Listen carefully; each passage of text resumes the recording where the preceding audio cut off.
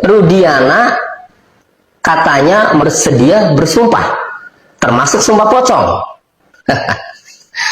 Aduh, Pak Rudiana ketika ditanya Pak Hotman Paris terkait apakah benar yang meninggal itu adalah anaknya Pak Rudiana, Muhammad Rizky Rudiana atau Eki, kemudian dijawab oleh Rudiana bahwa benar dan berani bersumpah, ya, bahkan termasuk sumpah pocong.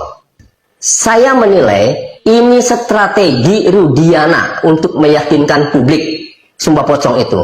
Jadi kalau Rudiana mengatakan berani sumpah pocong, nanti kan publik menilai, kan, wah ini sumpah pocong aja berani nih, kan, Rudiana. Jadi kemungkinan omongannya itu benar, kan, bahwa yang meninggal itu adalah Eki. Nanti kan begitu penilaian masyarakat. Nah, cuma persoalannya benar mau sumpah pocong atau tidak Rudiana ini. Nah, ada dua pemikiran terhadap pernyataan Rudiana yang berani sumpah pocong. Pertama, ya, bisa jadi Rudiana itu hanya untuk meyakinkan publik. Itu strategi untuk meyakinkan publik bahwa kalau ia berani sumpah pocong, nanti publik kan menilai bahwa ini berani, berarti benar, kan itu, bahwa yang meninggal adalah anaknya Rudiana. Nah, kedua, ya, bisa jadi Rudiana ini kalau nanti benar sumpah pocong, dia punya pemikiran, sudahlah, saya tidak yakin dengan dampak dari sumpah pocong. Ya sudah, sumpah pocong saja.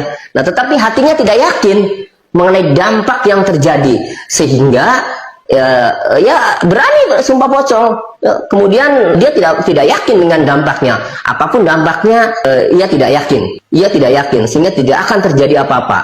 Yang penting, ya, dipenuhi bahwa saya sumpah pocong itu untuk menunjukkan ke publik bahwa saya ini benar omongannya, bahwa yang meninggal adalah Eki atau Muhammad Rizky Rudiana anaknya, kan itu. Nah, jadi saya menilainya ada dua pemikiran seperti itu, ya. Nah, secara hukum begini, sekalipun Rudiana sumpah pocong, kemudian tidak terjadi apa-apa, tetap saja tidak akan mempengaruhi proses hukum.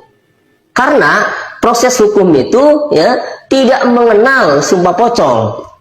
Ya, jadi meskipun Rudiana mau, misalnya suatu hari Rudiana mau sumpah pocong, apalagi sudah ditantang tuh sama penasihat hukum Sakatatal, Bang Farhat Abbas. Artinya ia bersedia. Taruhlah dengan tantangan penasihat hukum Sakatatal, kemudian Rudiana mau sumpah pocong.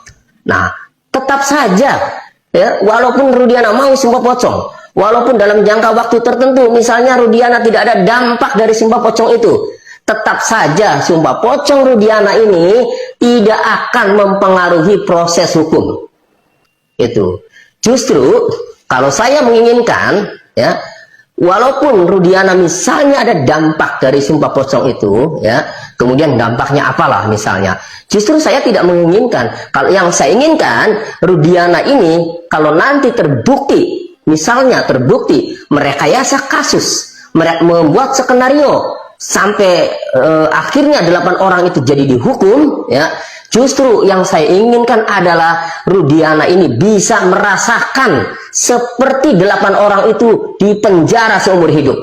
Itu justru yang saya inginkan, bukan dari dampak sumpah pocong, gitu loh. Nah, jadi secara hukum, ya, ini sumpah pocong itu tidak berdampak sama sekali terhadap proses hukum. Nah, masih mendingan, ya, keadilan ini adalah Rudiana segera diproses hukum, segera diperiksa oleh Mabes Polri, ya, apalagi informasinya Dede sudah diperiksa, para terpidana juga sudah diperiksa.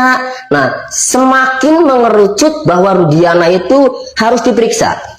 Nah, mudah-mudahan dengan rame ini, dengan dikawal oleh publik ini, dikawal oleh media ini, dikawal oleh netizen seluruh Indonesia ini, kali ini Mabes Polri mudah-mudahan tidak lagi memberikan keputusan bahwa Rudiana tidak ada pelanggaran seperti yang dulu diumumkan oleh Kadif Humas Polri terkait pemeriksaan Rudiana oleh Propam. Mudah-mudahan kali ini, ya, terungkap yang sebenarnya, apakah Rudiana ini benar-benar, ya, yang membuat skenario saat itu, apakah Rudiana ini benar-benar bersalah atau tidak di dalam kasus ini.